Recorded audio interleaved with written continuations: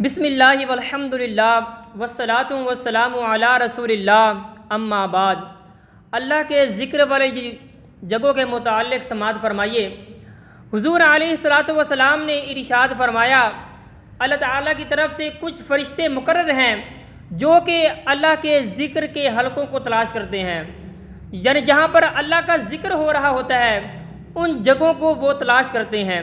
جب وہ ان جگہوں کو تلاش کر لیتے ہیں تو ان کو وہ گھیر لیتے ہیں اور اپنوں میں سے ایک فرشتوں کا گروہ قاصد بنا کر آسمان کی طرف اللہ تعالیٰ کی طرف بھیجتے ہیں اور عرض کرتے ہیں، یا اللہ، ہم تیرے بندوں میں سے کچھ ایسے بندوں کے پاس گئے تھے جو تیرے انعامات کی تعظیم کرتے ہیں اور تیری کتاب پڑھتے ہیں، یعنی کہ وہ قرآن پاک پڑھتے ہیں اور تیرے حبیب علیہ الصلاۃ والسلام کی ذات پر درود پڑھتے ہیں اور تجھ سے اپنی آخرت اور اپنی دنیا کی دعا کرتے ہیں۔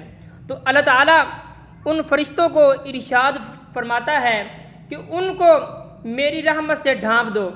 وہ فرشتے پھر عرض کرتے ہیں، یا اللہ، ان میں سے فلاں شخص بڑا ہی مجرم اور گناہ گار ہے، وہ کسی کام کے لیے وہاں پر آیا تھا۔ تو اللہ تعالیٰ ارشاد فرماتا ہے کہ اس کو بھی میری رحمت سے ڈھانپ لو، کیونکہ یہ مل بیٹھنے والے لوگ ایسے لوگ ہیں کہ ان کے پاس بیٹھنے والا کوئی بھی شخص بد نصیب نہیں رہتا۔ سبحان اللہ! اللہ تعالیٰ کے ذکر کی محفل کی کتنی اہمیت ہے کہ جہاں پر اللہ کا ذکر ہو رہا ہوتا ہے ان تمام بندوں کو اللہ کے فرشتے ڈھانپ لیتے ہیں، پھر وہ اللہ تعالیٰ کی دربار میں حاضر ہو کر اس تمام محفل کا جو مقصد ہوتا ہے وہ بیان کرتے ہیں۔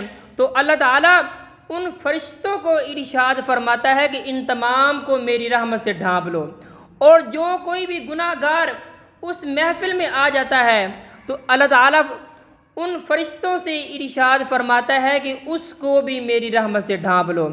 اللہ تعالیٰ سے دعا ہے کہ اللہ تعالیٰ ہمیں اپنے ذکر کے حلقوں کو زیادہ سے زیادہ کرنے کی توفیق عطا فرمائے اور اللہ کا ذکر ہمیں زیادہ کرنے کی توفیق عطا فرمائے۔ وما علیہ الا البلاغ۔